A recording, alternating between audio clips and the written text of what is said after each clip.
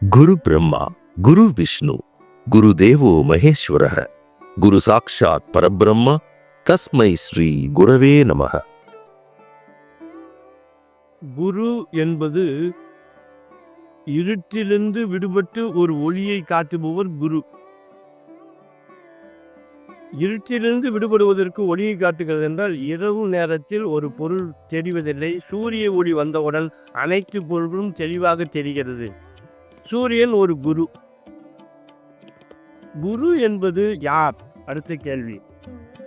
குரு என்பது உன் மனதிற்குள்ளே இருக்கின்ற ஒரு ஒளி, உன் மனதிற்குள்ளே இருக்கின்ற சுவாசம், உன் மனதிற்குள்ளே உருவாகின்ற எண்ணம். உன் சுவாசமும் உன் மனமும் உன் எண்ணமும் உன் வாசியுமே உனக்கு குரு. பட்டணத்தார் சொல்லுகிறார், பல ஆண்டுகள் சுற்றி அலைஞ்சி திரிந்தேன். 12 அங்குலத்தில் ஓடுகின்ற சுவாசத்தை ஓர் அங்குலத்தில் மூக்குக்கும் நெற்றி பொற்றுக்கு இடையிலேயே ஒரு குரு இருப்பதை நான் உணர்ந்தேன். அந்த குரு பூரணமான ஒளி, பூரணமே பூரணமே. அந்த பூரணமான ஒளி என்னுள்ளே இருக்குது. அலைந்து திரிந்து நாட்பட்டு என் குருவை நான் மறந்துவிட்டேன். என்னுள்ளே இருக்கின்ற குரு சுவாசம், மனம், எண்ணம்.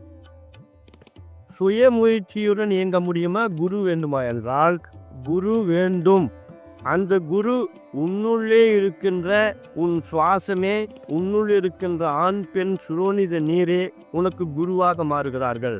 சுரோனித நீர் என்பது ஆண்பால் விடுகின்ற விந்து, பெண்பால் உருவாகின்றது நாதம். நாத விந்து கலாதி நமோ நமோ, தீபஜோதி நமோ நமோ. அருணகிரிநாதர் தத்தித்திர முருகா அப்படின்னு பாட்டு பாடுறாரு. அப்படியாப்பட்ட முருகனை பற்றி 16,000 பாடல் பாடுற அருணகிரிநாதர் சொல்றார், நாதவிந்து கலாதி நமோ நமோ, தீபஜோதி நமோ நமோ.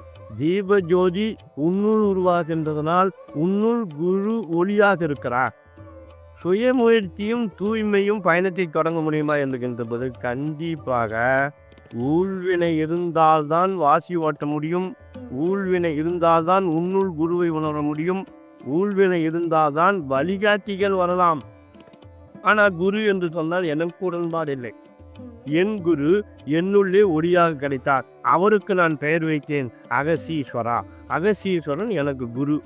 ஏனென்றால் ராவணேஸ்வரனும் அகசீஸ்வரன் சந்திக்கின்ற போது அவர்களுக்குள் இசையில் யார் வல்லவர் என்று தெரிகின்ற போது ராவணேஸ்வரன் எல்லாம் நானே என்ற நான் என்ற ஆணவத்தை ராவணேஸ்வரன் பயன்படுத்தினான்.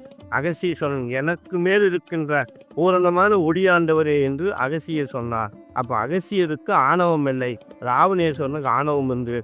ஆணவம் இருக்கும் வரை குரு உனக்கு கிடைக்க மாட்டார். ஆணவம் இருக்கும் வரை சுயமுயற்சியும் தூய்மையும் ஒழுக்கமும் உனக்கு உருவாகாது. ஆணவம் எப்பொழுது பொசுக்குங்கிறதோ அப்பொழுது குரு கிடைப்பார். சுயமுயற்சியும் வாசியோனவும் கிட்டிக்கும் என்பது இதற்கு என்னுடைய சிறிய விளக்கம். நமசிவாய.